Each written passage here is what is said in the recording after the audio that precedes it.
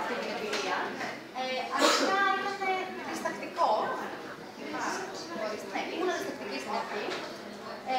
Και είχα πάει περισσότερο για το χορμπαλέ, για να δω τι μπορεί να σου κάνει, για παράδειγμα. Και είχαμε τα μου φαίνεται διάφορα πράγματα και αυτό με έκανε να θέλω να μιλήσω στην Ξάνθη περισσότερες φορές.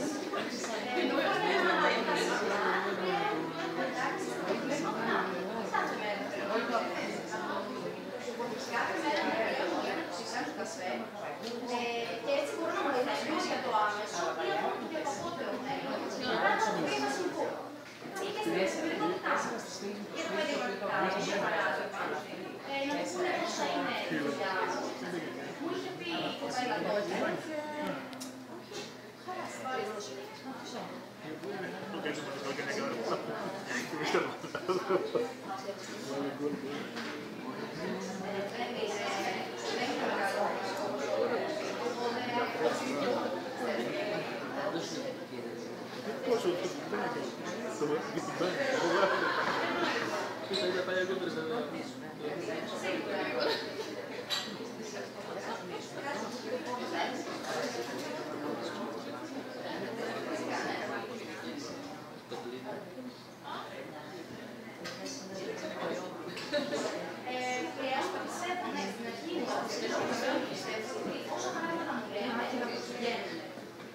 Αν δεν βγαίνει το 100%, βγαίνει το 90%.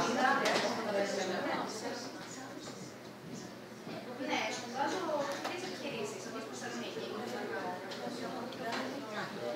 Έτσι, σαν την πίτσα που είναι, ήθελα να κάνω ιδέα.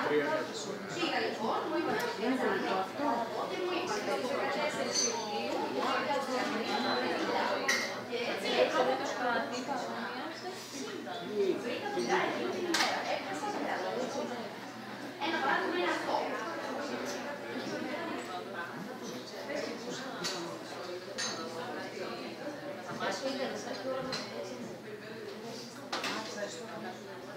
Θα μπορούσε να γίνει έτσι κι αλλιώς, αλλά εμένα με μάθει αυτό το γεγονός ότι μου είπαν ότι πρέπει να είναι δουλειά. Μου είπαν ότι δουλειά.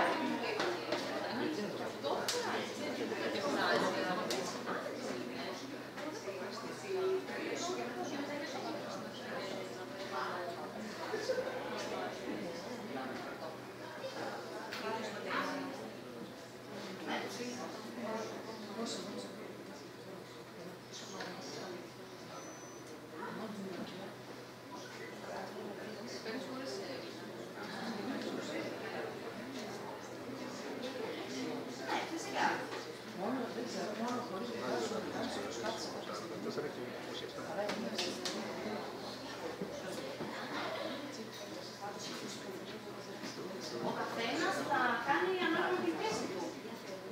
Εμένα μου αρέσει να το λένε καθημερινά. Σε κάποιον άλλο μπορεί όχι.